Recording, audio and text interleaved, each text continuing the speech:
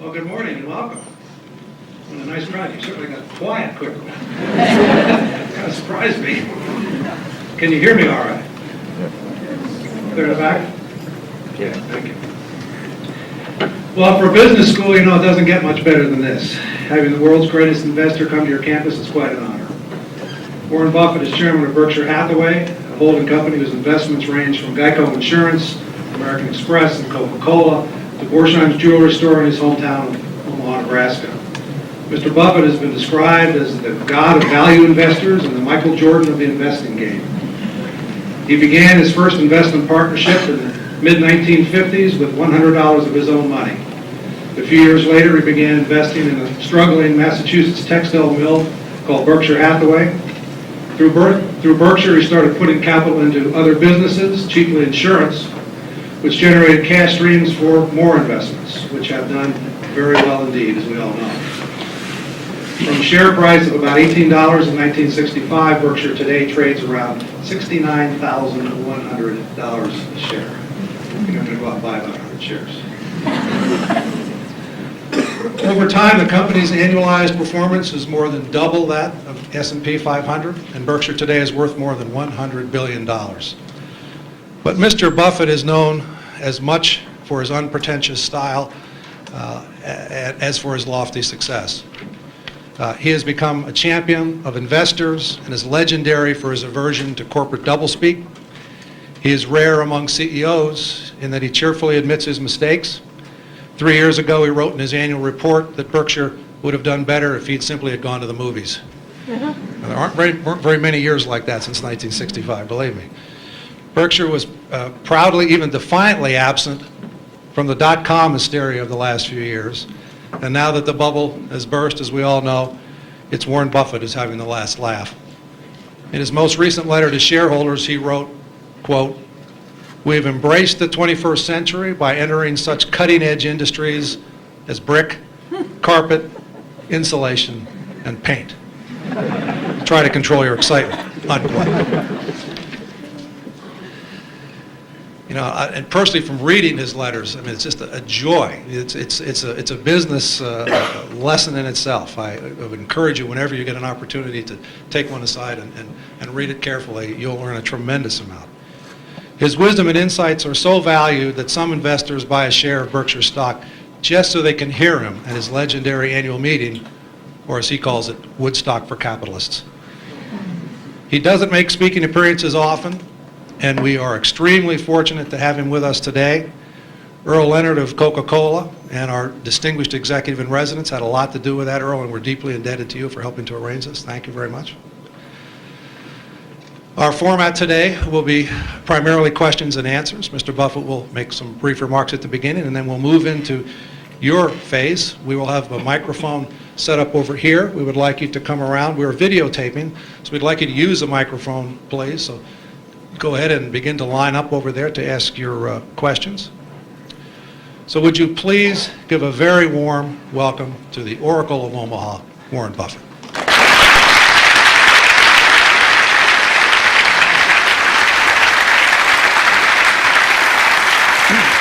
Your mic, so you can go anywhere you want. Okay, yeah, right. Thank you. Testing. 1 million, 2 million. Great. Okay.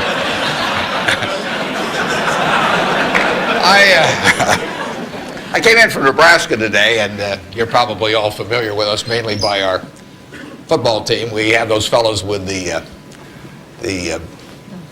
big white helmets with those red ends on them. I asked one of our starters the other day, what's the N stand for? And he said, knowledge. We make it tough on them, though. I mean, you don't coast through Nebraska just because you're a football player. They major in agricultural economics. And there's a two-question final for all of the players. And first question is, what did Old MacDonald have? And they were giving that to one of our potential Heisman Trophy winners the other day, and he started to sweat. Finally, he brightened up. He said, farm. Professor, delighted, of course. You don't want to flunk a Heisman candidate. So he said, you're halfway home. He said, just one more question. He said, how do you spell farm? Now the guy really starts to sweat. He looks at the ceiling and he looks around. Finally his face brightens up and he says, E-I-E-I-O. So watch for that guy this year. He'll be dynamite. I really want to talk about what's on your mind, so we're going to do a Q&A in a minute. There are a couple questions I always get asked. People always say, well, who should I go to work for when I get out? And I've got a very simple answer. We may elaborate more on this as we go along, but the real thing to do is to get going and for some institution or individual that you admire. I mean, it's crazy to take in between jobs just because they look good on your resume or because you get a little higher starting pay. I was up at Harvard a while back, and a very nice young guy picked me up at the airport, Harvard Business School attendee, and he said, look, I went to undergrad here, and then I worked for X and Y and Z, and now I've come here. And he said, I thought it would really round up my resume perfectly if I went to work now for a big management consulting firm. And I said, well, is that what you want to do? And he said, no, but he said, that's the perfect resume. And I said, well, when are you going to start doing what you like? And he said, well, I'll get to that someday. And I said, well, your plan sounds to me a lot like saving up sex for your old age. It just doesn't make a lot of sense. I told that same group, I said, go to work for whomever you admire the most. And I said, you can't get a bad result. You'll jump out of bed in the morning and you'll be having fun. And the dean called me up a couple of weeks later. He said, what'd you tell those kids? He said, they're all becoming self-employed. So you've got to temper that advice a little bit.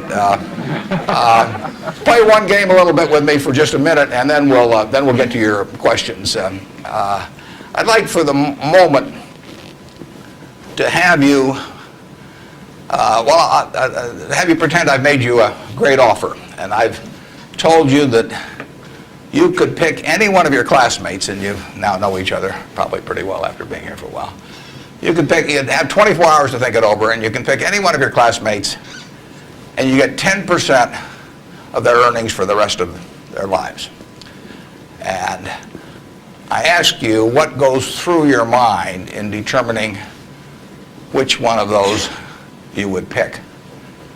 You can't pick the one with the richest father. That doesn't count. I mean, you've got to do this on merit. But you probably wouldn't pick the person that gets the highest grades in the class. I mean, there's nothing wrong with getting the highest grades in the class, but that isn't going to be the quality that sets apart a big winner from the rest of the pack. Think about who you would pick and why. And I think you'll find when you get through, you'll pick some individual. You've all got the ability. You wouldn't be here otherwise. And you've all got the energy. I mean, you've got, the initiative is here.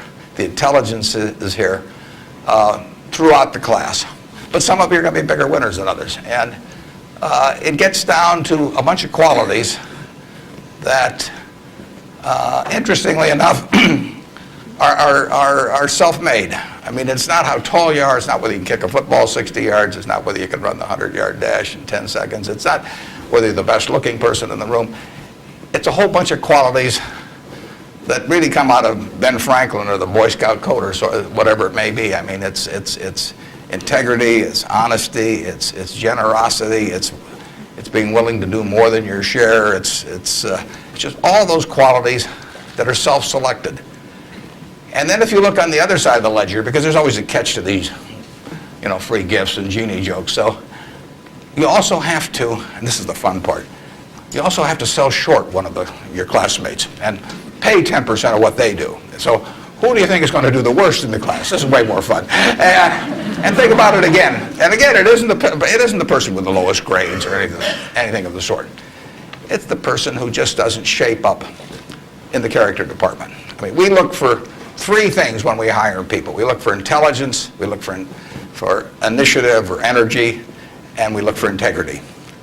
And if they don't have the latter, the first two will kill you. Because if you're going to get somebody without integrity, you want them lazy and dumb. I mean, you don't want them smart and energetic. So it's that third quality, but everything about that quality is your choice. You can't change the way you are wired much, but you can change a lot of what you do with that wiring. And it's the habits that you generate now on those qualities, or those negative qualities. I mean, the person who always, claims credit for things they didn't do, that always cuts corners, that you can't count on. I mean, in the end, those are habit patterns.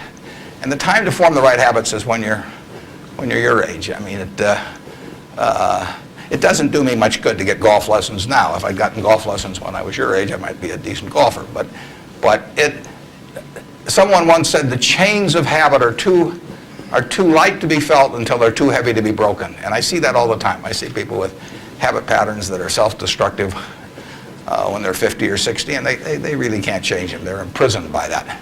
But you're not imprisoned by anything. So when you write down the qualities of that person that you'd like to buy 10% of, look at that list and ask yourself, is there anything on that list I couldn't do? And the answer is there won't be. And when you look at the person you sell short and you look at those qualities that you don't like, if you see any of those in yourself, egotism, whatever it may be, selfishness, you can get rid of that. I mean, that is not ordained. And if you follow that, and Ben Franklin did this, and my old boss Ben Graham did this at early ages in their young teens. Ben Graham looked around and he said, who do I admire? And he wanted to be admired himself, and he said, why do I admire these other people? And he said, if I admire them for these reasons, maybe other people will admire me if I behave in a similar manner. And he decided what kind of a person he wanted to be. And if you follow that, at the end, you'll be the person you want to buy 10% of. I mean, that's the goal in the end. And it's something that's achievable by everybody in this room. So that's the end of the sermon. Now let's talk about what's on your mind. And you can ask anything. The only thing I won't tell you is what we're buying or selling or about. I don't even tell myself that. I mean, I write it down, and then it's like the Coca-Cola formula. There's only 2 people can get into the trust department and find out what they are, and I don't know who the 2 are. So we don't talk about what we're buying or selling, but anything else is fair game. Personal, business, anything you'd like to talk about. And actually, the tougher the questions are, the more interesting it is for me. So don't spare my feelings. I mean, just throw at my head. And with that, let's. I guess we've got a microphone. Is this the only microphone, or is there one on? This is the only microphone. Okay. Right here. To ask a question, you'll need to come down to this microphone. Just stand in line, and I'll be Regis Philbin, and you can. Yes. I have an old-fashioned belief that I should expect to make money in things that I understand. And when I say understand, I don't mean understand, what the product does or anything like that. I mean understand what the economics of the business are likely to look like 10 years from now or 20 years from now. I know, in general, what the economics of, say, Wrigley chewing gum will look like 10 years from now. The internet isn't going to change the way people chew gum. It isn't going to change which gum they chew. If you own the chewing gum market in a big way, and you've got Double Mint and Spearmint and Juicy Fruit, those brands will be there 10 years from now. So I can't pinpoint exactly what the numbers are going to look like on Wrigley, but I'm not going to be way off if I try to look forward on something like that. Evaluating that company is within what I call my circle of competence. I understand what they do, I understand the economics of it, I understand the competitive aspects of the business. There can be all kinds of companies that have wonderful futures, but I don't know which ones they are. I've given talks in the past where I carry with me a 70-page, tightly printed list, and it shows 2,000 auto companies. Now, if at the start of the 20th century, you had seen what the auto was going to do to this country, the impact it would have on the lives of then your children and grandchildren and so on. It transformed the American landscape. But of those 2,000 companies, 3 basically survive. And they haven't done that well at many times. So how do you pick 3 winners out of 2,000? I mean, it's not so easy to do. It's easy when you look back, but it's not so easy looking forward. So you could have been dead right on the fact that the auto industry, in fact, you probably couldn't have predicted how big an impact it would have. But you wouldn't have, if you'd bought companies across the board, you wouldn't have made any money, because the economic characteristics of that business were not easy to define. I've always said the easier thing to do is figure out who loses. And what you really should have done in 1905 or so, when you saw what was going to happen with the auto, is you should have gone short horses. There were 20 million horses in 1900, and there's about 4 million horses now. So it's easy to figure out the losers. You know, the loser is the horse. But the winner was the auto overall. But 2,000 companies just about failed. A few merged out and so on. There were 3 companies, auto companies, in the Dow Industrials in the 1920s and 30s. Studebaker, Nash Kelvinator, and Hudson Motor. Now those names are all familiar to me, and maybe some of them are familiar to you, but they're not making any cars. You know, they didn't make money, and yet at one time they were in the Dow 30. They were the aristocrats of American business, and they got creamed. So figuring out the economic characteristics of the winners in a wonderful business is not easy. In North Carolina, you know, Orville and Wilbur took off. Well, I guess Orville took off and Wilbur watched. I'd have been Wilbur. But if you could have seen the future of the airline business from that point forward and how that would transform things, you know, it would have blown you away. And it's excited people, incidentally, ever since. But if there had been a capitalist at Kitty Hawk, he should have shot Orville down. I mean, because it's done nothing but cost investors money. There were over 400 airplane companies in the 1920s and 30s alone. There was in Omaha. There was in Nebraska. We were the Silicon Valley, apparently, of aircraft. And they all disappeared. It's been a terrible business. At the end of 1991, if you'd added up the aggregate earnings from all airline companies with billions poured in, since Wilbur and Orville were down there, they came to less than zero. The number of passengers went up every year. You know, the importance of the industry was dramatically increased decade by decade, and nobody made any money. So figuring out the economic consequences, TV, I think there's, 20, 25 million sets a year sold in the United States. I don't think there's one of them made in the United States anymore. I mean, you'd say TV set manufacturer, what a wonderful business. I mean, everybody, now nobody had a TV in 1950, or thereabouts, 45 to 50. Everybody has multiple sets now. Nobody in the United States has made any real money making the sets. They're all out of business. You know, the Magnavoxes, the RCAs, all of those companies. Radio was the equivalent of the 20. Over 500 companies making radios in the 1920s. Again, I don't think there's a U.S. radio manufacturer at the present time. But Coca-Cola, you know, what was it, 1884 at Jacob's Pharmacy or whatever, the fellow comes up with something. A lot of copiers over the years. But now you've got a company that is selling roughly 1.1 billion 8-ounce servings of its product, not all Coke, Sprite, and some others, daily throughout the world 117 years later. So understanding the economic characteristics of a business is different than predicting the fact that an industry is going to do wonderfully. And so when I look at the internet businesses, or I look at tech businesses, I say this is a marvelous thing, and I love to play around on the computer, and now I order my books from Amazon and all kinds of things, but I don't know who's going to win. And unless I know who's going to win, I'm not interested in investing. I'll just play around on the computer. And defining your circle of competence is the most important aspect of investing. It's not how important, how large your circle is. You don't have to be an expert on everything. But knowing where the perimeter of that circle of what you know and what you don't know is, and staying inside of it, is all important. Tom Watson Sr., who started IBM, said in his book, he said, I'm no genius, he said, but I'm smart in spots, and I stay around those spots. And you know, that is the key. So if I understand a few things, and I stick in that arena, I'll do okay. And if I don't understand something, but I get all excited about it because my neighbors are talking about it, the stocks are going up and everything, they start fooling around someplace else, eventually I'll get creamed, and I should. So now let's go over here. Hello, Mr. Buffett. I got 2 short questions. One is, how do you find intrinsic value in a company? Well, intrinsic value is what is the number that if you were all-knowing about the future and could predict all the cash that a business would give you between now and Judgment Day, discounted at the proper discount rate, that number is what the intrinsic value of a business is. In other words, the only reason for making an investment and laying out money now is to get more money later on, right? That's what investing is all about. Now, when you look at a stock, when you look at a bond, assuming it's the United States government bond, it's very easy to tell how much you're going to get back. It says it right on the bond. It says when you get the interest payments, it says when you get the principal.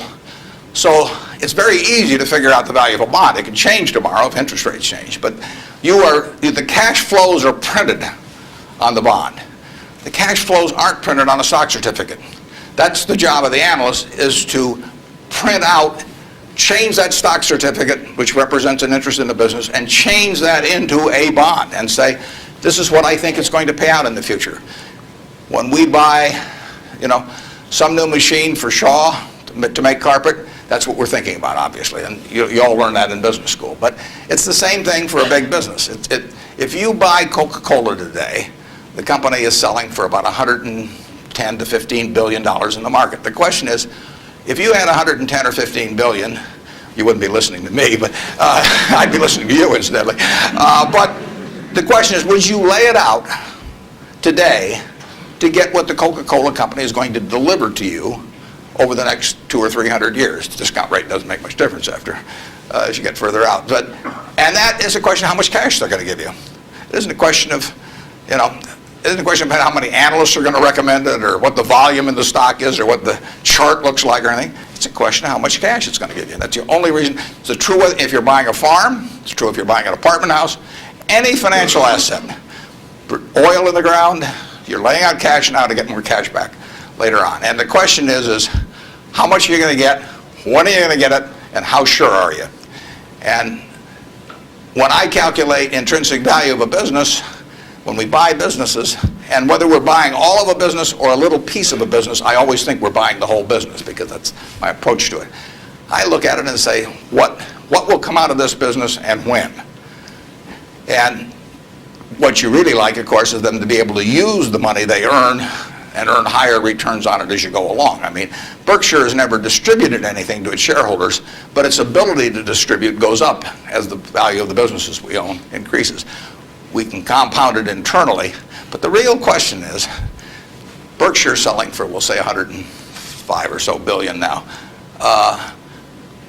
What can we distribute from that 100? If you're going to buy the whole company for 105 billion now, can we distribute enough cash to you soon enough to make it sensible at present interest rates to lay out that cash now? And that's what it gets down to. And if you can't answer that question, you can't buy the stock. You can gamble in the stock if you want to, or your neighbors can buy it. But if you don't answer that question, and I can't answer that for internet companies, for example. There are a lot of companies, there are all kinds of companies I can't answer it for, but I just stay away from those. Number two. So you got formulas involved in finding intrinsic values on certain companies. I mean, you've got a mathematical system set up. Discounted present value of future cash, yeah. Okay. Second short question is, why haven't you written down your set of formulas or your strategies in written form so you can share it with everyone else? Well, I think I actually have written about that. If you read the annual reports over the recent years, in fact, the most recent annual report, I use what I've just been talking about. I use the illustration of Aesop. Because here Aesop was in 600 BC. Smart man, wasn't smart enough to know it was 600 BC, though. I mean, would take a little foresight. But Aesop, in between tortoises and hares and all these other things, he found time to write about, birds. And he said, a bird in the hand is worth two in the bush. Now, that isn't quite complete, because the question is, how sure are you that there are two in the bush? And how long do you have to wait to get them out? Now, he probably knew that, but he just didn't have time because he had all these other proverbs to write and had to get on with it. But he was halfway there in 600 BC. That's all there is to investing, is how many birds are in the bush, when are you going to get them out, and how sure are you? Now, if interest rates are 15%, roughly, you've got to get two birds out of the bush in 5 years to equal the bird in the hand. But if interest rates are 3%, and you can get two birds out in 20 years, it still makes sense to give up the bird in the hand, because it all gets back to discounting against an interest rate. Problem is, often you don't know, not only how many birds are in the bush, but in the case of the internet companies, there weren't any birds in the bush. But they still take the bird that you give them if in the hand. But I actually have written about this sort of thing, and stealing heavily from Aesop, who wrote it some 2,600 years ago, but I've been behind on my reading. Yeah. Good morning. I know you're famed for your success, but I was curious if there were any particular moments in your life that, or mistakes or failures that you've made that were particularly memorable, what you may have learned from them, and if you had any particular advice for the students here in dealing with discouraging circumstances. Yeah, I've made a lot of mistakes. Biggest mistake, well, not the biggest, necessarily the biggest, but buying Berkshire Hathaway itself was a mistake, because Berkshire was a lousy textile business, and I bought it very cheap. I'd been taught by Ben Graham to buy things on a quantitative basis. Look around for things that are cheap. And that I was taught that, we'll say in 1949 or 50. It made a big impression on me. So I went around looking for what I call used cigar butts of stocks. And the cigar butt approach to buying stocks is that you walk down the street and you're looking around for cigar butts, and you find this on the street, this terrible looking, soggy, ugly looking cigar, one puff left in it. But you pick it up and you get your one puff. Disgusting, you throw it away, but it's free. I mean, it's cheap. And then you look around for another soggy, one puff cigarette. Well, that's what I did for years. It's a mistake. Although you can make money doing it, but you can't make it with big money. It's so much easier just to buy wonderful businesses. So now I would rather buy a wonderful business at a fair price than a fair business at a wonderful price. But in those days, I was buying cheap stocks. And Berkshire was selling below its working capital per share. You got the plants for nothing, you got the machinery for nothing, you got the inventory and receivables at a discount. It was cheap. So I bought it. And 20 years later, I was still running a lousy business, and that money did not compound. You really want to be in a wonderful business, because the time is the friend of the wonderful business. You keep compounding, it keeps doing more business, and you keep making more money. Time is the enemy of the lousy business. I could have sold Berkshire, perhaps liquidated it, and made a quick little profit, one puff. But staying with those kind of businesses is a big mistake. So you might say I learned something out of that mistake, and I would have been way better off taking what I did with Berkshire is I kept buying better businesses. I started the insurance business, See's Candy, the Buffalo, all kinds of things. I would have been way better doing that with a brand new little entity that I'd set up rather than using Berkshire as the platform. Now I've had a lot of fun out of it. I mean, everything in life seems to turn out for the better, so I don't have any complaints about that, but it was a dumb thing to do. I went into U.S. Air. I bought a preferred stock in 1989. As soon as my check cleared, the company went into the red and never got out. I mean, it was really dumb. I mean, I've got an 800 number I call now whenever I think about buying an airline stock. I call them up any hour that, fortunately, I can call them at 3 in the morning, and I just dial and I say, my name's Warren, I'm an aeroholic, and I'm thinking about buying this thing, and then they talk me down. I mean, it takes hours sometimes, but it's worth it, believe me. If you ever think about that buying an airline stock, call me and I'll give you the 800 number, because you don't want to do it. But we got lucky in terms of how we eventually came out on it, but it was a dumb decision, all mine. And I've done biggest in terms of opportunity cost and eventual costs. I bought half interest in the Sinclair filling station when I was about 20 with a guy I was in the National Guard with, and I had about $10,000 then, and I put $2,000 in, and I lost it all. So that was 20%, and that means that the opportunity cost is now $6 billion of that filling station, which is a big price to pay for, getting to wipe a few windows and a few windshields and things like that. So actually, I like it when Berkshire goes down, because it reduced the cost of that mistake on an opportunity cost. But the biggest mistakes we've made by far, biggest mistakes I've made by far are mistakes of omission and not commission. I mean, it's the things I knew enough to do, they were within my circle of competence, and I was sucking my thumb.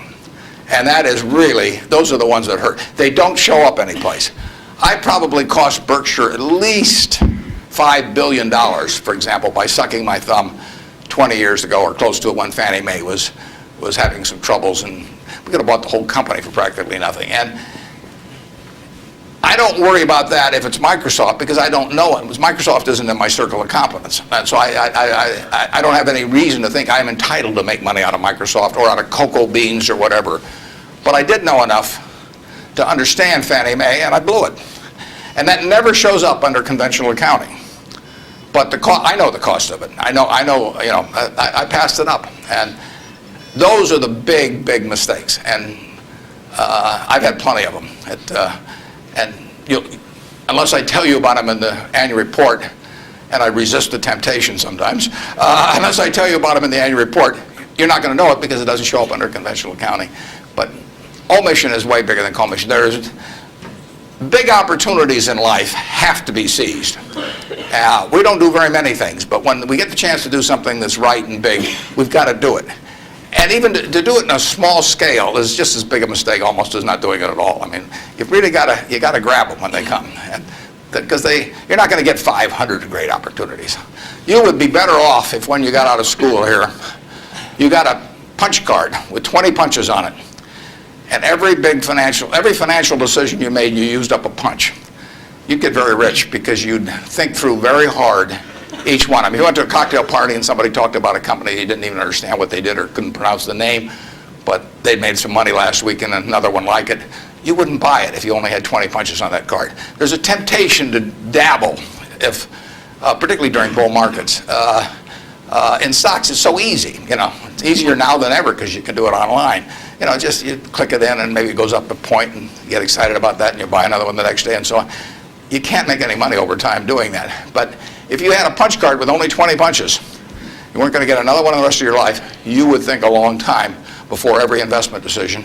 And you would make good ones and you'd make big ones. And you probably wouldn't even use all 20 punches in your lifetime, but you wouldn't need to. Yep. Mr. Buffett, good morning.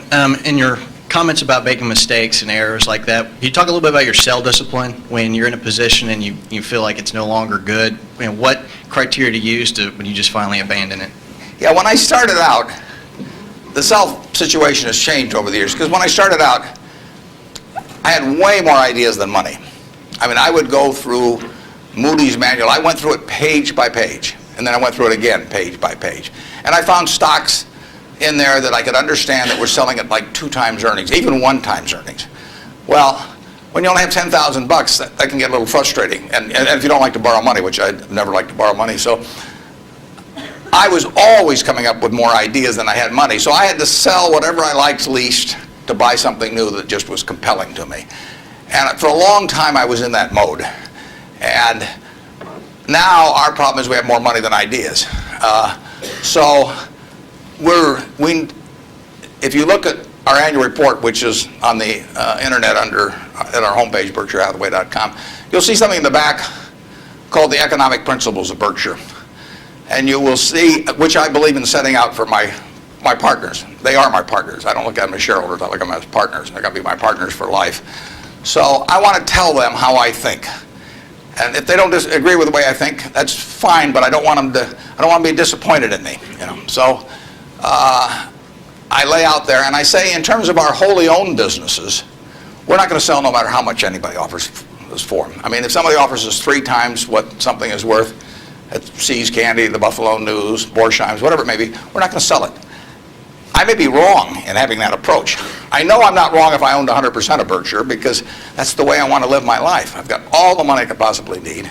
It just amounts to a change in the newspaper story on my obituary and the amount of money that the foundation has. And to break off relationships with people I like and people that have joined me because they think it's a permanent home, to do that simply because somebody waves a big check at me would be like selling one of my children because somebody waved a big check. So I won't do that. And I want to tell my partners I won't do it so that they're not disappointed in me. More and more, with certain stocks, we've got that approach. Now, if we were chronically short of funds and had all kinds of opportunities coming, we might have a somewhat different approach. But our inclination is not to sell things unless we get really discouraged perhaps with the management, or we think the economic characteristics of the business change in a big way. I mean, and that happens. So, but we're not going to sell simply because it looks too high, in all likelihood. I mean, You can't make that 100%, but that's the principle under which we're operating. We're generating right now $5 billion of cash a year at least, so it's $100 million every week, and just not. We've been talking here half an hour and I haven't done a damn thing. It's the real question is how do you put it out intelligently, and if we were selling things, it'd be just that much more. So there may come a time when that would change, but we want to. And I have shareholders, partners, who would say, if you can get 3 times what See's Candy's worth, why don't you sell it? And that's why I want to be sure before they come in, they know how I think on that. I mean, they're entitled to know that. You really think for a minute, if you're going to get married, and you want a marriage that's going to last. Not necessarily the happiest marriage, or one that Martha Stewart will talk about or anything, but you want a marriage that's going to last. What quality do you look for in a spouse? One quality. Do you look for brains? Do you look for humor? Do you look for character? Do you look for beauty? No. You look for low expectations. I mean, that is the marriage that's going to last. Both have low expectations. I mean, and I want my partners to be on the low side on expectations coming in, because I want the marriage to last. It's a financial marriage when they join me at Berkshire, and I don't want them to think I'm going to do things that I'm not going to do. So that's our guiding principle. The advice is all free, and your marital advice, everything else. Next. Good morning. Mr. Buffett, I have a question regarding evaluation of the soundness of investment. In recent years, it appears that the use of tax sheltering in corporation is increasing, and such, reputable companies like UPS and others are involved in court battles over shelters with IRS. And as we know, most of these transactions are fairly artificial, but yet there is a profit there. From the investor perspective, do you think it's beneficial for investor that the company that they invest are involved in those shelters? And if so, do you think it would be helpful if those transactions are disclosed in statements, meaning the notes to statements? I'm not sure I got that 100%. George, could you? I will repeat. Earl, did you? Shortly. Yeah. If you think that involvement of corporations that you invest, or anybody for that matter invest in tax shelter, which is by some definition... tax shelters? Right. I've never used one. I'm not saying so. I'm asking if you know that a corporation is involved in such activity that is beneficial in short term, would you think that that's helpful for investors?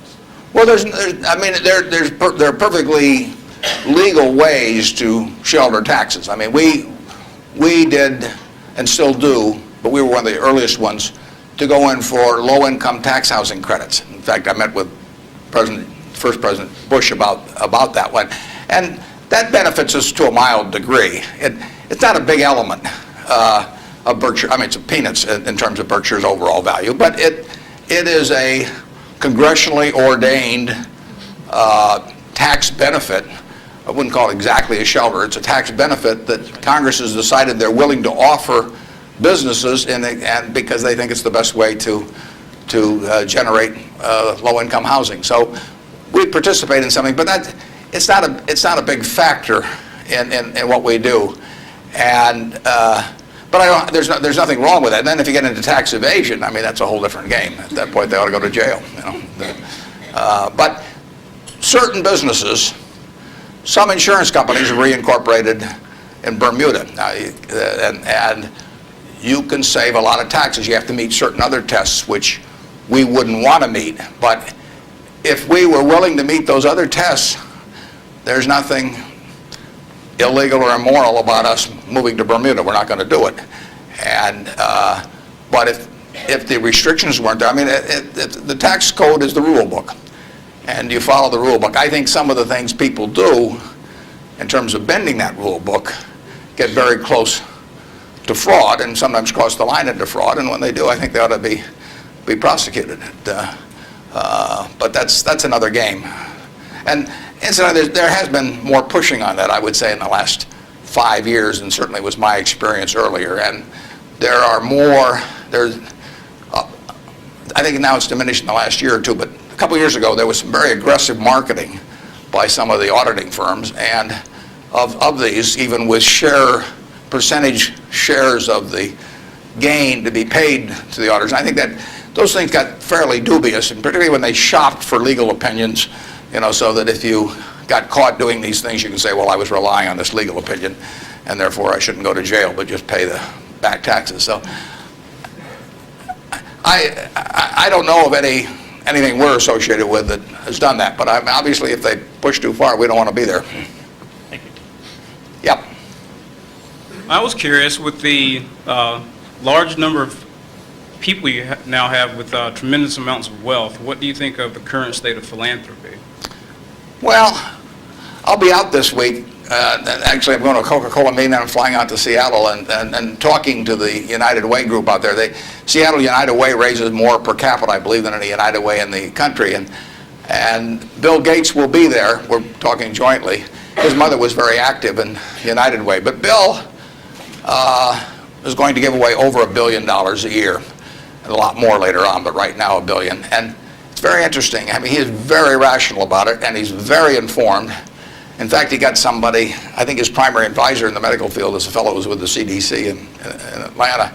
And Bill reads 15 books a month on this. I mean, he can just absorb it. I wouldn't be able to get it that fast. But he just says with $1 billion, he wants to save as many lives per year as he can. So that's his objective. It's just as much a metric of his foundation as some other metric, return on capital, might be for a business. And he says, I'm going to spend $1 billion a year.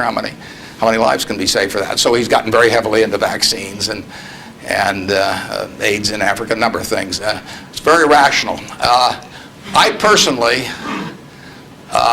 think all of my 99-point-something% of my net worth will go to a foundation after the latter of my wife and I die. I mean, it's all going to go to a foundation. As far as I'm concerned, I got it from society. It's going to go to society.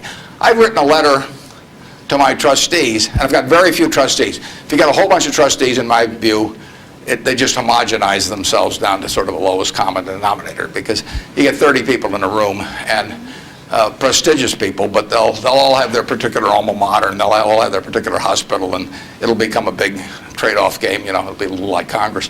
So I have very few people, and I don't give them anything specific, because I tell them their judgment above ground will be better than my instructions from 6 feet underground. So I don't like to think that, but it's true.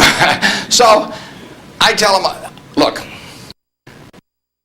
the society are the ones that don't have a natural funding constituency or are just damned intractable and very difficult to solve. So I tell them I am not going to haunt them at all if they spend big money on some terribly important problem and they fail, because they're taking on tough problems. When I buy businesses, I'm buying easy businesses. But the reason that big problems of society are big problems is that they're damn tough to solve. So they're swinging at bad pitches. I'm swinging at easy pitches in business, but they have to swing at bad pitches. But I tell them I want them to try and do it. And if they fail, it doesn't bother me at all. I tell them if they give $1 million here and $1 million there and $1 million there, they're not going to sleep, because I'm going to be haunting them. I'm going to come back every night. I do not want the eyedropper approach used to philanthropy. But I want them to use their judgment to look at important problems that do not have a natural funding constituency. If the government's going to fund it, fine. They should be funding important problems, but we won't need to do it. The role of private philanthropy, in my opinion, is to fund things that don't have the natural constituency, and that's what Bill's doing. There aren't a bunch of people around that you can make an emotional appeal to make vaccines available to millions and millions of kids around the world. It doesn't tug at anybody's heartstrings. You can't name buildings after them.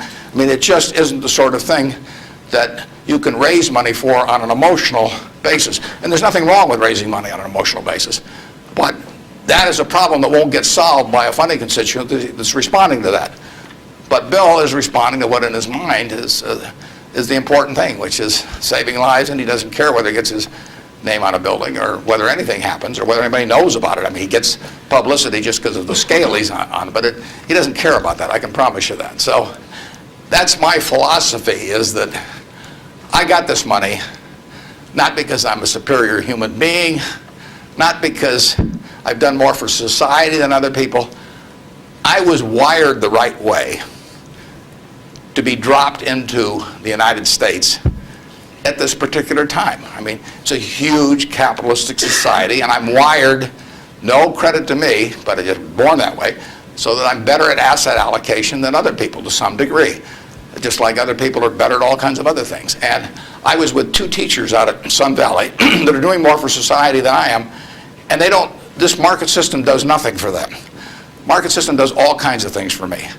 Gates says if I'd been born 5,000 years ago, I'd have been some animal's lunch, because I can't run very fast, and I can't climb trees. I mean, and I could tell that animal is chasing me, wait till you see how I can allocate assets, But it wouldn't have made any difference. So here I am, I'm born now, just very, very lucky. And the odds when I was born in 1930, the odds were 50 to 1 against me being born in the United States. That's a terrible set of odds to face. And yet I was dropped down here, And if I'd been dropped down in Peru or someplace or China, I mean, I wouldn't have had a chance. So society is what does it for you. And it should go back, in my view, it should go back to society. If you've been lucky enough to be dropped into a society where your particular wiring pays off big, that's just luck. And there's nothing wrong with being lucky. I don't feel guilty about it or anything else, but I also don't feel that, I feel I have a lot of fun doing what I do, but I feel the money should go back into society, and it should go back as intelligently as it can. And the best way to do it intelligently is to have high-grade and intelligent people administering it at the time. And you don't know the problems that are going to be out there 10 years from now or 20 years from now or 30 years from now. But I do know if I've got a small number of high-grade, smart people, and high-grade is more important. If you gave me 20 extra points of IQ, but cheated a little on the high grade, I wouldn't take it, because they got to be. There's so many chances to do things in a petty way, or to try to. I mean, people get subverted in their own minds to their own interests rather than the interests of the institution. So I really want super high-grade people doing it, and I've got them. And I think the money might do a lot of good, it may do no good, but it'll be operating in fields where if it does some good, that good probably wouldn't have been done otherwise. Yep. I was just wondering, there's a lot of differences between the recent boom and bust in the stock market and the one in the 1920s, but there's also a lot of similarities, and those similarities are allowing people to draw the conclusion that stock prices will be depressed for some time to come. Where do you disagree and agree with that conclusion? Well, the whole century is quite interesting. If you take the 20th century, it was an unbelievable century for the United States. The GDP per capita, and that's the way to think of it, as per capita. Sometimes they talk about our GDP versus Europe's, but if their population's the same every year and ours goes up 1%, you've got to, in the end, you got to have a divisor as well as a numerator. And so GDP per capita in the 20th century in the United States went up 610%. Actually, qualitatively, it went up far more than that, because you can't really measure certain things in medicine or whatever it may be and improvements. But just on a quantitative basis, it went up every single decade, including the decade of the 30s. So here you had 100 years when basically the U.S. citizenry was improving their lot decade by decade by decade. The 30s, it was up 13%. Best decade was World War II. The 40s, it's up 36%. The worst decade was the First World War. So you get, sometimes the analogy, you can get in trouble on analogies. But in any event, it was a huge period. Interestingly enough, there were 6 big periods in there for the stock market in both directions. There were 3 big bull markets. From 1900 to 1921, the Dow went from 66 to 71, less than a 10% move in 20 years. less than 0.5% a year. You got dividends too, but 0.5%. So it didn't move. From 21 to 29, as you point out, it went from 71 to a high of 381 in September of 1929. Went up 500%. Well, obviously, the well-being of the country didn't go up 500% during that period, and the well-being of the country went up a whole lot more than 10% during that first 21 years. So you got this very uneven development. Then from September 1929 until the end of 1948, the Dow went from 381 to about 180. It was cut in half. And that was 18 long years. And yet the per capita GDP was moving right up during this whole period. So the economy was doing fine. From 48 to 65, the Dow went again from about 180 up to close to 1,000. Again, 5 for 1, which was far outstripping it. From 65 to 81, the Dow went down, literally. Well, again, per capita GDP. And then we've had this last period where it's gone up terrifically. If you take the whole 100 years, it went up 180 for 1. Every $1,000 became 180,000. But 43 and 3/4 years were those 3 big, huge bull markets, and 56 and 1/4 years were periods of stagnation, all in an economy that was doing fine, year after year after year. 56 and 1/4 years, net, the Dow was down a couple hundred points during that period, and the other 43 and 3/4 years made up the rest of this move from 66 to 11,000 some on the Dow. So you say to yourself, how could it be that you could have a country that was doing better and better and better and better? Citizens were living, every generation was living better than the one that preceded it. But you had these huge changes, big gains a few times, long periods of stagnation. 20 years, I mean, that's a long time to do nothing. The answer is that investors behave in very human ways, which is they get very excited during bull markets and they look in the rearview mirror and they say, I made money last year, I'm going to make more money this year, so this time I'll borrow, or the neighbor says, I wasn't in last year when that neighbor was dumber than I made a lot of money, so I'm going to go in this year. So they're always looking in the rearview mirror. And when they look in the rearview mirror and they see a lot of money having been made in the last few years, they plow in and they just push and push and push on prices. And when they look in the rearview mirror and they see no money having been made, they just say this is a lousy place to be. So they don't care what's going on in the underlying business. And it's astounding, but that makes for huge opportunity, just huge opportunity. I mean, I've lived through roughly half, in an investing sense, about half that period. And I've had that long period of stagnation from 65 to 82, 17 years. I wrote an article for Forbes in 1979. I just said, how can this be? Pension funds in 1970 put 100 and some % of their new money in stock because they were wild about stocks. Then they got a lot cheaper and they put a record low in, 9% of their net new money in 1978 when stocks were way cheaper. People behave very peculiarly in terms of the reactions because they're human beings and they get excited when others get excited, they get greedy when others get greedy, they get fearful when others get fearful, and they'll continue to do so. And you will see things you won't believe in your lifetime and securities markets. And the country will do very well over time, but you will see these huge waves. And if you can stay objective throughout that, if you can detach yourself temperamentally from the crowd, you get very rich, and you won't have to be very bright. I mean, I'm sure you are, but you want, it doesn't take brains. It takes temperament. It takes the ability to sit there and look at something. When I started out in 1950, I would go through and find things at 2 times earnings, and they were perfectly decent businesses, and people wanted jobs at those companies, and everybody knew they were going to be around, and they wouldn't buy them at 2 times earnings, and that's when interest rates were 2.5%. I started selling securities when I was 21, and a Kansas City life insurance company happened to be a fairly prominent company in Omaha, and the policies they sold you, if you were buying life insurance from them, had a built-in assumption of 2% interest.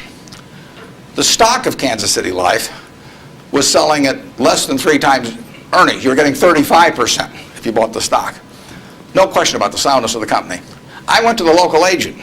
I figured, hell, I ought to be able to sell him a few shares of stock. I mean, the guy ought to understand it. I mean, he's got his whole life invested in this company. I went to the local agent who'd been with him for 20 years, And his name was Moose. I said, Mr. Moose, I said, you know, you're selling these policies with 2%. You may even have a few members of your own family, and you can buy into this company whose paycheck you depend on every month, and whose future your beneficiaries of these life policies depend on, and who you're selling them, you know, a 2% investment on, and you can get 35% on your money.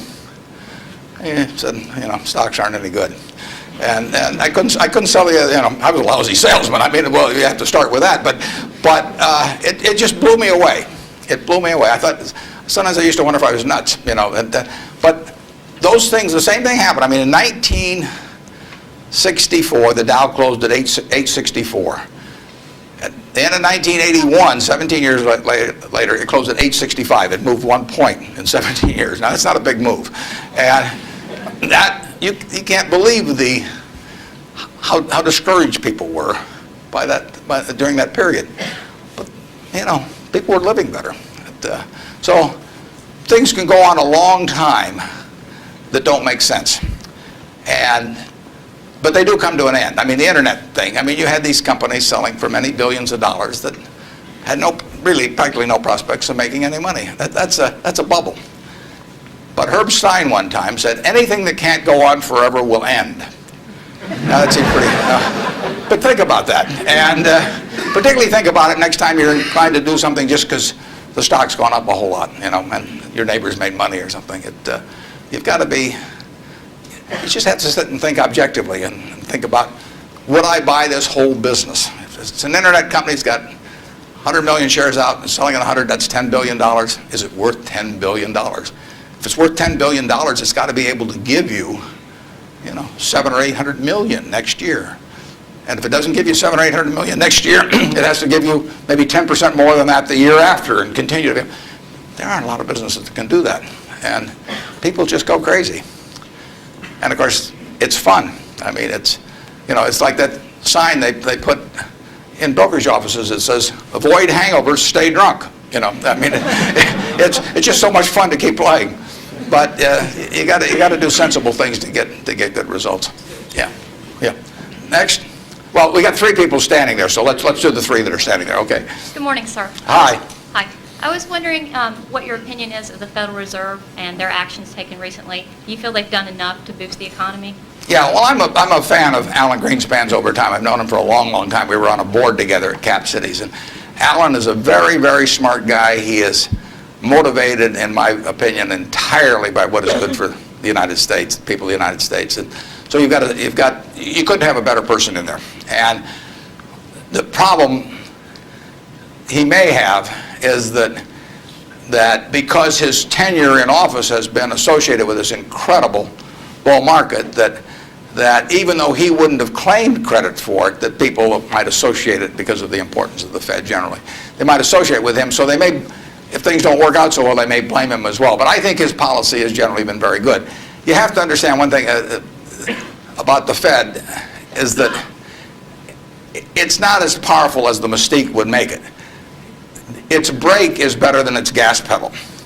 When the Fed wants to put on the brakes, we go through the windshield. I mean, you know, the economy just, they can put on the brakes. Paul Volcker did it. He broke inflation by doing it. But I mean, when he put on the brakes in that period around 1980, I mean, people hated him. He was crucified for it, but it was the right thing to do. And he could do it. He did it all by himself. And and it was the only way, because of the momentum that inflation was generating. It was the only thing it was what was needed then. Enormously unpopular.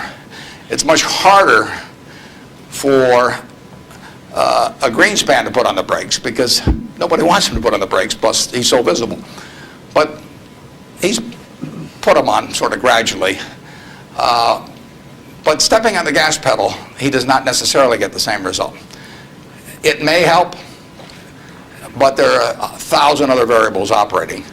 And as you see in Japan, you know, you can get down to 0 interest rates and you can't stimulate anything. So it isn't like the Japanese haven't read the same books we've read about economics. I mean, they've read Keynes and they've read the whole thing. So we're not smarter than they are. We don't have any secrets they don't have, but they don't know how to get their economy going. And, you know, their GDP there has been gone no place, you know, in the last 5 years, and there's still problems around. So easy money doesn't solve everything, but Greenspan could very well get blamed for the fact that he hasn't solved everything, and it's just not in his power to solve it. He can help in various ways, but I don't think you could have anybody better, and I think he's done the right thing to this point, but the right thing may not be quite as effective as people may hope that it would be. In economics, you always want to ask, and then what?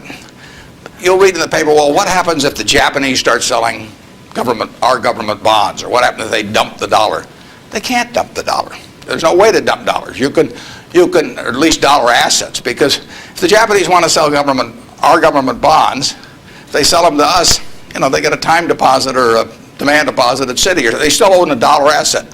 If they sell them to the French, they may get some assets from the French, but now the French have it. I mean, the only way you can reduce foreign investment in the United States is to change it around so they're consuming more than from us, more than we're consuming from them. I mean, when we buy a television set from Japan, if we buy more television sets from them than they buy equivalent consumables from us, the exchange, what balances things is we give them some investment type asset, whether it's cash or a U.S. government bond or our stocks or our movie studios or our real estate or different things. And the only way that reverses is when we start running a trade surplus, which we're miles away from. So logically, if you read classic economics, you would believe that our currency would have been weaker over the recent years, and that it would be weak now. But there are other things operating, and that's one of the problems about economics, is there's never just one variable. There's usually hundreds of variables, and they operate with different impact at different times. I mean, it's not like a physics formula. I mean, well, I guess it would be if you got into the Heisenberg principle or something like that. But the formula has a lot of the same variables year after year, but the relative importance of those variables and how they interact with each other is never exactly the same. And that's what we find out, the Japanese find out, everybody finds out. And foreign currency, or the value of our dollar and currency rates, are defying what you would expect based on history. But as somebody said, if history were a perfect guide, the Forbes 400 would all be librarians. They just go and look it up in the books, and they'd always know all the answers. But history doesn't repeat itself, as Mark Twain said. History doesn't repeat itself, but it rhymes. I mean, things come back, but they don't quite come back in the same form. And we'll understand all this perfectly in a few more years, why the dollar's behaved the way it has. But I think it would be useful net for the U.S. if the dollar were less strong. Yes, Mr. Buffett, thanks for taking my question. My question pertains to small business, and my family's been in the truckload sector of transportation for about 50 years. And as you talked about the airline industry and all the mergers and acquisitions and things going on, and a lot of the smaller players being tossed out of the market, what do you see for people that, like in this room, for students that want to start a small business, and maybe they want to start in a business that is somewhat of a commodity type business, but as businesses, the large corporations get larger and their efficiencies increase, how can a small business compete with these people? Yeah, in many areas, small businesses have an advantage. In other businesses, scale has a huge advantage. And I mean, you don't want to be a tiny carbon steel producer. On the other hand, when mini mills came along and learned how to use scrap more effectively than the older methods of making steel, they actually had an advantage. So scale is a huge advantage in some businesses. It's, the largest airlines haven't won. Southwest Airlines has won, starting with, just a few planes flying down there between Houston and Dallas, and they have become bigger, but their ambition hasn't been to be the biggest. And they probably buy their fuel just as cheap as United, and they probably bought it when they're a lot smaller. Walmart is a classic example. I mean, who would have thought 25 years ago, 30 years ago? I mean, here was Sears with a 100-story plus building in Chicago, had access to money far cheaper than Sam Walton. I mean, Sam Walton's credit was not as good as Sears. Every supplier wanted to do business with Sears. Nobody had ever heard of Sam. Every real estate developer who was developing a new shopping center went first to Sears, and Sam got the short end. So here's a guy starting in Bentonville, Arkansas, and he kills them over time. Just plain kills them. And disadvantage in buying, disadvantage in borrowing, disadvantage in real estate. Advantage, Sam Walton, and his ability to inspire, in the end, hundreds of thousands of people to be enthusiastic about going to work and doing the right things over time. So I would be just as optimistic about small business generally. Now, there's certain areas where scale is just plain important. But I see no disadvantage. We intentionally at Berkshire, we have 112,000 employees, more in Georgia than in any other state in the union, incidentally. We employ a lot up near Dalton, and we employ a lot of people in Macon at Geico. And we intentionally, with our 112,000 employees, we probably have, I don't know how many business units, but lots. And we only have 13.8 people at headquarters. I'm not the 0.8, incidentally. I resent it when people think that. I'm a full, but we have one woman that works 4 days a week. And that's all we have at headquarters, 112,000 people, 105 billion of market cap.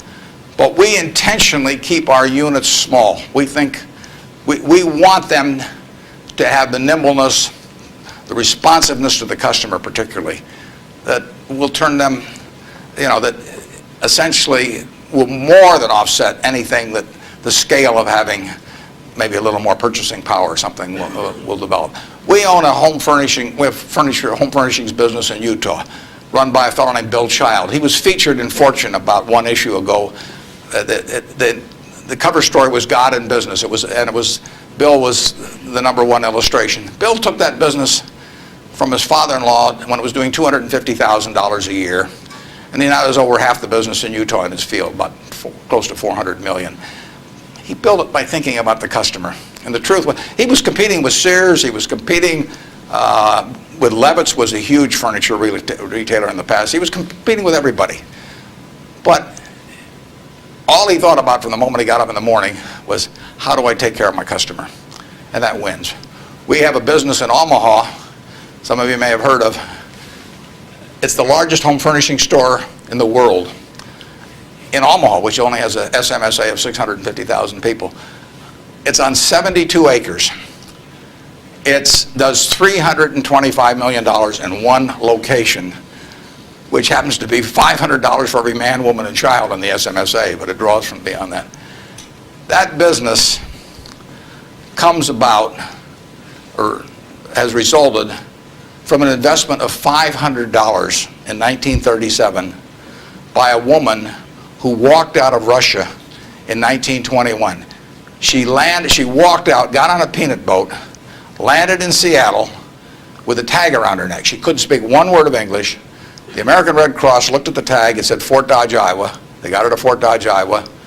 She couldn't pick up the language. She was there 2 years. She said she felt like a dummy. So she came to Omaha because there were other Russian Jews there, and she'd at least have somebody to talk to.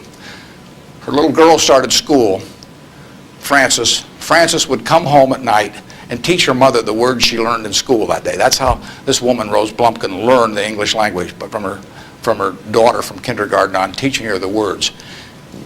She brought 7 siblings over from Russia, one at a time, $50 every time she saved $50. She sold used clothing and other works.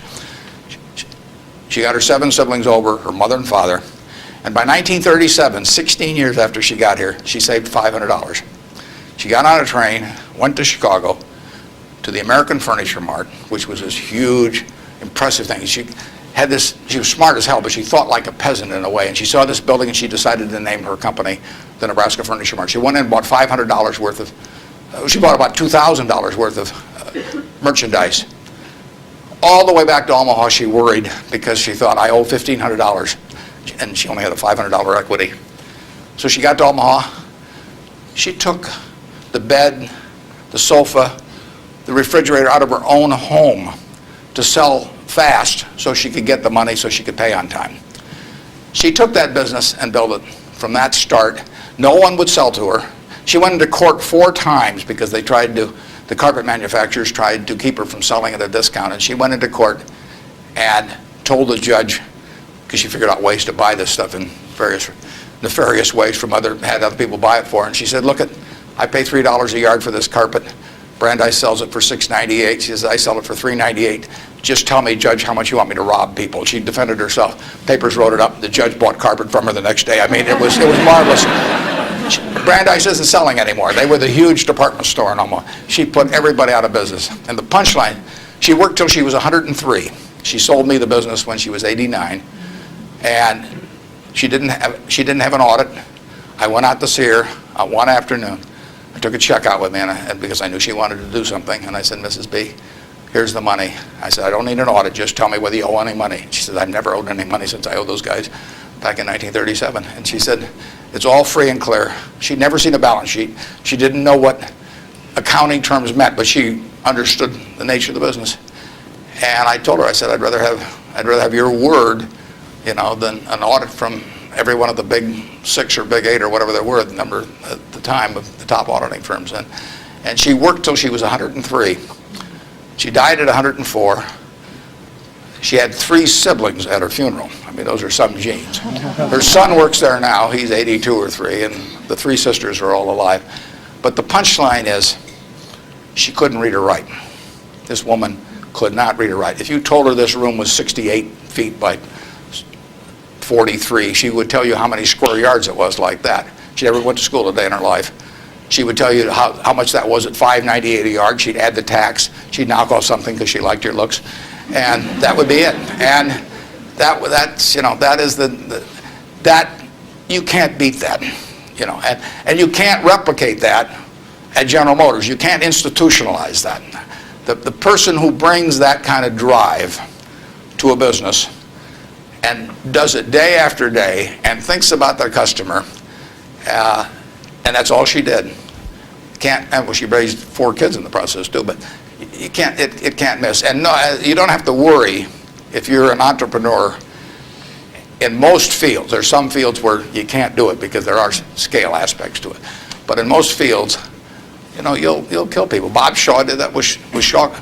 Nobody ever heard of Shaw in carpet 30 years ago, and he's got 40% of the carpet business in the country. So it's a great field of opportunity out there, and I don't know about trucking specifically, but I wish you the best on it. And you won't be at a disadvantage in many fields if you're small, and you'll actually have an advantage. George, thank you.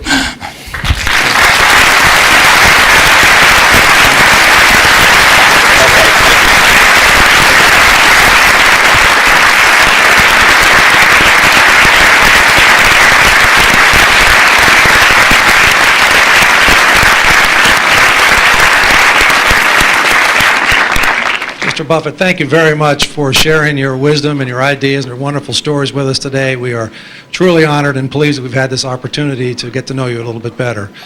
I'd like to thank a couple people before we conclude for helping with the logistics. Associate Dean Bob Gatewood, our Director of Alumni Relations, Marie Garrison. Thank both of you. David Dodson, our Director of Communications. There's a lot of work and effort went into this, and I thank all of you for all that you've done. And Earl, again, thank you for helping make this possible.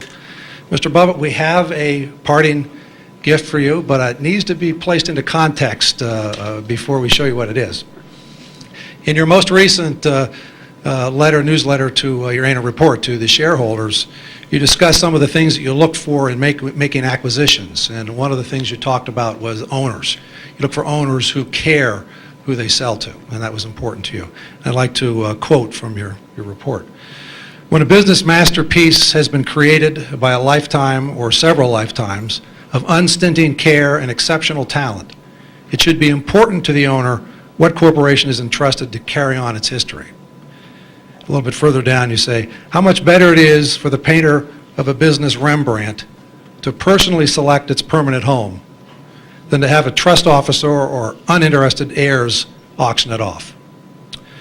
Well, we believe that many of these words apply to you as well. You too have created a business masterpiece. You too have created a Rembrandt. What we have today is a lighthearted portrait, a lighthearted characterization that we hope captures some of the business milestones in your career, and we hope also captures some of that quick-witted humor that you demonstrated today. It was painted by a good friend of ours and a well-known artist, lives here locally, Alan Campbell. Alan is with us, and he will help unveil it today. Alan, please come down. Now, When he unveils this, please understand that you're not going to be able to see the detail of this from where you're sitting, but we would invite you to come down and walk past it as you leave today. Alan, if you're going to speak, come over to the microphone, please.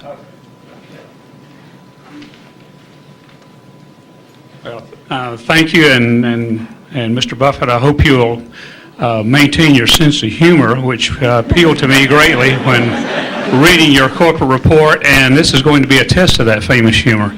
But it's intended to be a portrait both of you and of your company and of your values. And when Marie Garrison, my girlfriend, the alumni director here, told me you were coming, and I read the comments about the Rembrandts and lying on your back and feeling like you could lie on your back and paint the ceiling every day at Berkshire, you basically opened the door with your own words. So, and just on an aside, my brother's one of your pilots for executive jet. So. The one thing that's not included is a reference to the jewelry company, so you've been spared the jewelry.